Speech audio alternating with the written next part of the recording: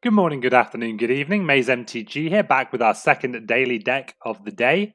This time, we've got a Dimir control deck for the upcoming War of the Spark Chronicles Part 5 Gideon Sacrifice Ravnica Constructed event on MTG Arena, where the only legal cards are those from Guilds of Ravnica, Ravnica Allegiance, and War of the Spark, with the exception of Gates Ablaze. So again, a lot of the tools that already make up the Dimir Esper control shells in Standard are part of the Ravnica constructed card pool. However, there's some changes we've had to make to fit the deck into the format. So let's have a look at the list as we have it below. So we have 4 copies of Thought Erasure, everyone's favourite card, just as powerful in Ravnica constructed as it is in Standard. Also, the Surveil allows us to combo with another card that some Dimir decks have been playing, Disinformation Campaign. We have 2 copies of Tyrant, Scorn, and 3 copies of Nixilis' Cruelty as our instant speed removal suite. We are missing out on things like Cast Down from Dominaria, but otherwise these are very functional replacements. Nixilis' Cruelty doesn't really have things to exile particularly, there's no Rekindling Phoenix, but -5/-5 is just powerful spot removal, and we don't want too many Tyrant Scorns because our Wrath is Ritual of Soot, so we need an answer to things that do cost more than 3. We have 2 Discovery Dispersal, being able to surveil 2, then draw a card, powerful effect in the early game, or even late game if you're digging to a specific answer, and sometimes you do want to cast the Dispersal half as well. We have 4 Thief of Sanity, just the blue-black powerhouse on 3.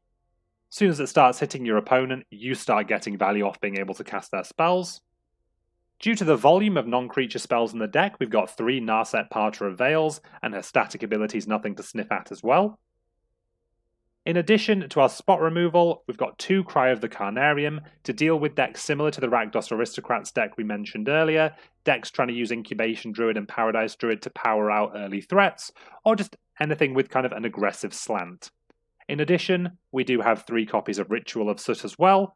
It's no Kaya's Wrath, but in Dimir it's the best we've got. I didn't really want to try and fudge together an Esper deck where the mana base would likely involve 12 Guildgates. Maybe Orzhov Control is something we could try as well, though. We do have 3 Disinformation Campaign, so when it enters the battlefield, we draw a card, each opponent discards a card, and whenever we surveil off something like Discovery, off something like Thought Erasure, we get to return Disinformation Campaign to our hand, giving us a value engine in the late game. We have 2 copies of God-Eternal Kefnet, a huge flyer for the cost that also allows us to copy instants or sorceries if it's the first card we draw each turn. So being able to duplicate something like a Tyrant Scorn, like an Into the God-Eternals even, an Nixilis' Cruelty, fantastic value. And when Kefnet dies, you can slide it into the top 3 cards of your library, which means that, again, you have a threat that's going to keep coming back. In addition to Cry of the Carnarium and Ritual of Soot, we've got 1 Massacre Girl. She pulls double duty, sweeping the board of small creatures, but also just being a 4/4 menace threat if that's what we're looking for. The rest of our 5s are 3 copies of Enter the God-Eternals. 4 damage does seem to be an important amount of damage to be able to deal in this format to things like Gruul Spellbreakers. So we have that damage, we have the life gain again versus aggressive and mid-range decks. Milling's not going to matter too much, but Command the Dreadhorde is still running around, and having a 4/4 body as well makes it a huge creature with upside. Our 6s, 1 Liliana, 1 Ugin, these 6 mana Planeswalkers, and a single copy of Command the Dreadhorde to again give you a very powerful play in the late game if we've been trading resources, sweeping the board.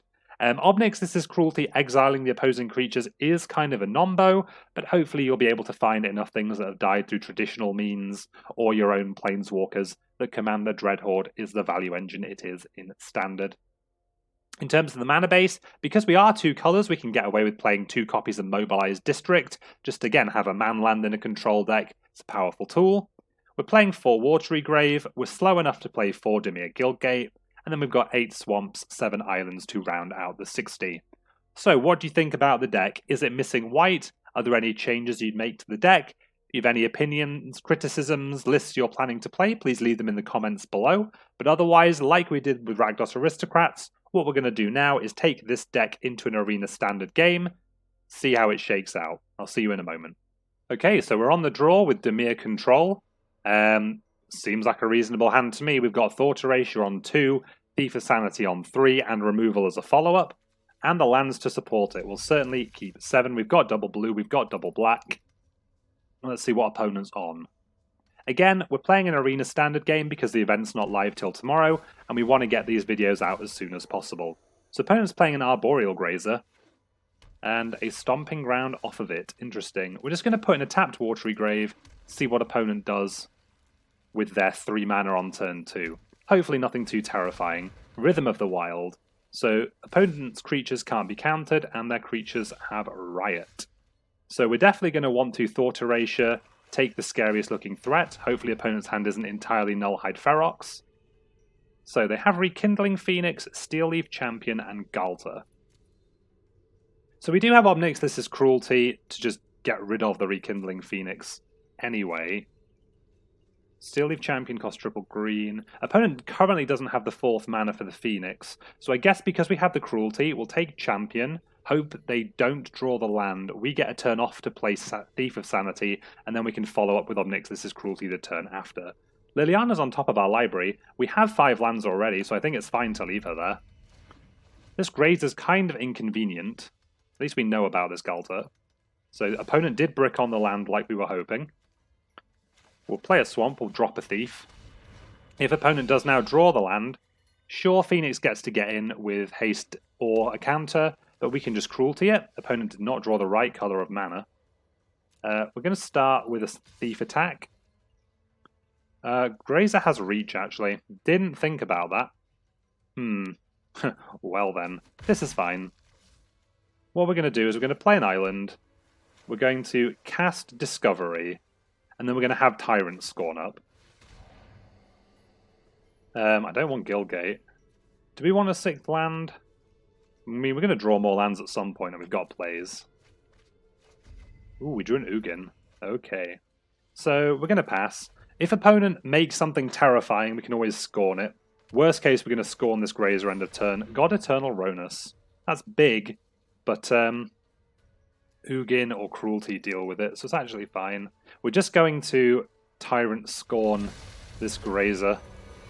Oh, what's opponent chosen? So it's coming in with haste. There's actually a 10 power haste creature here. That's kind of terrifying. That's kind of terrifying. But also probably fine. Oh, is there other creatures? Oh, that's fine. It's just 5 damage, sure. Okay, we'll take 5. Taking 5 is acceptable. End of turn, though, we're going to destroy the Grazer. A, because it has Reach, and B, because if we Liliana minus on 2 better cards, it goes a lot more. It goes a lot better for us. Okay, we'll attack with Thief anyway. We'll do damage. Let's see what we can get. So we can get a Rhythm of the Wild of our own, a Vivian's Arcbow, or a Steel Leaf Champion. How big's Ronus? A 5/5? Does it have Menace? It doesn't Menace, does it? No. Kind of inclined to just take and cast Steel Leaf Champion, honestly. Yeah.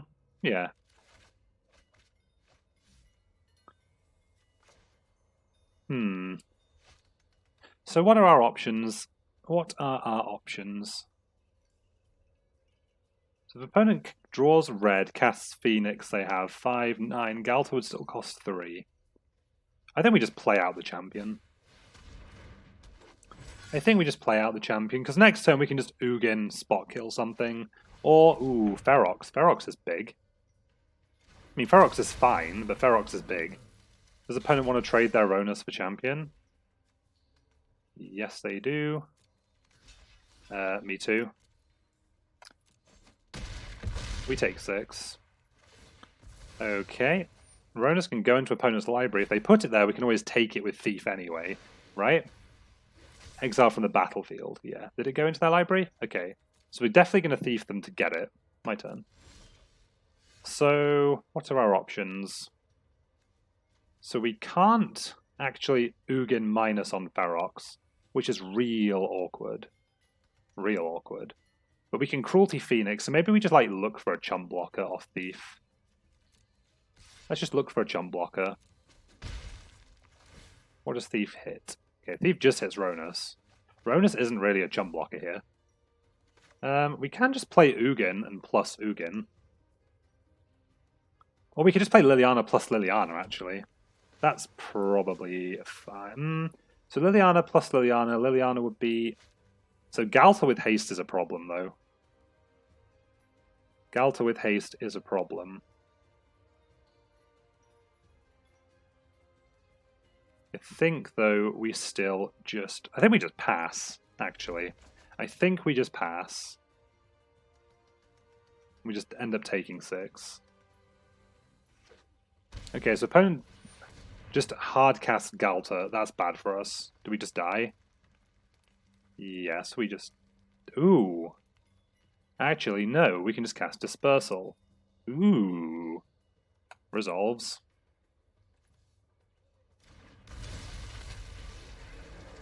Because if we dispersaled the Ferox, they could just discard the Ferox back into play. So, Dispersal. And then what do they discard?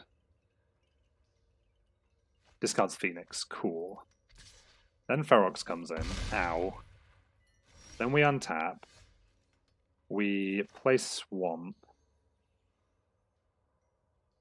Well, we go to combat first. Attack with Thief. Take one of the top 3. So we're going to cast Liliana this turn, I think. Are we? What do we have? 7 mana? Just Liliana minus. Well, Liliana plus and just block Ferox. But then opponent can recast Galta, so no. So we do have to kill the Ferox. So I think we just take Llanowar Elves.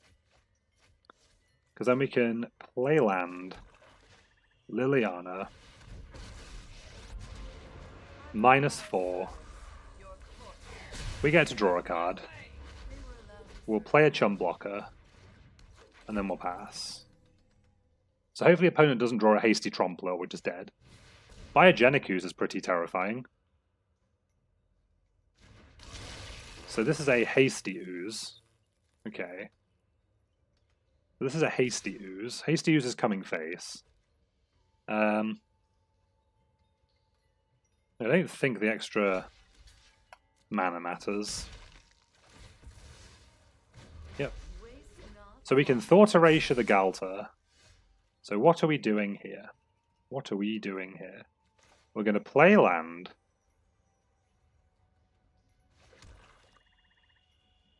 So I think we have to Thought Erasure Galta. We have to Thought Erasure and Cruelty. And that's fine. Then we end up with a zombie. So we'll Thought Erasure first. We'll get Galta out of here. We'll put land in the bin. We'll Cruelty the Scary Ooze. Again, we're pretty close to dead here. We're pretty close to dead, but now, yeah.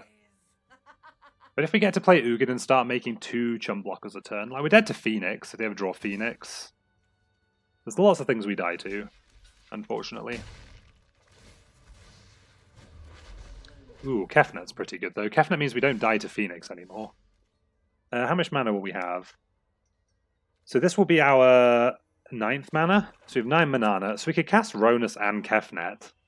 That seems pretty good. And plus. Okay. So we'll plus. Or we could just cast... No. Casting 1 thing seems worse than casting 2 things. It doesn't matter what order we cast them in because we're not attacking. Although we did miss out temporarily on having an 8/5 Kefnet. So apologies. Steel Leaf Champion is fine. Coming in with haste. So we're going to trade Kefnet, are we? Or are we going to trade Ronus? We can't jump it with a zombie. I don't want Ronus going back into their deck. So I think we just chump it with our Kefnet. Although Kefnet is how we're going to probably kill our opponent. So I think... I I think we're fine to give them their Ronus back, actually. This is fine. Because we just chump on the ground. Yeah, cool. We got there. Won our game with Dimir Control. Again, this is a deck for the Ravnica Constructed event that's happening for War of the Spark Chronicles Part 5 Gideon's Sacrifice. We took a few questionable lines in the middle of the game there, but ultimately we managed to outvalue our opponent with our control plan. So when players are playing decks where their card pool is perhaps slightly restricted, the power level slightly lower than standard, I think this deck has a real shot. Don't think it really needs the white mana, but I'll certainly be testing Orzhov, maybe even Esper variants as well.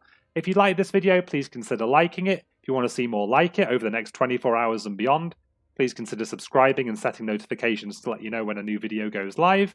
If you want to see me play any of these decks live when the event does go up, there's a link in the description below to my Twitch channel, twitch.tv/MazeMTG, where we'll be playing the decks there. Otherwise, I hope you have a fantastic day wherever you are in the world, and I will see you next time.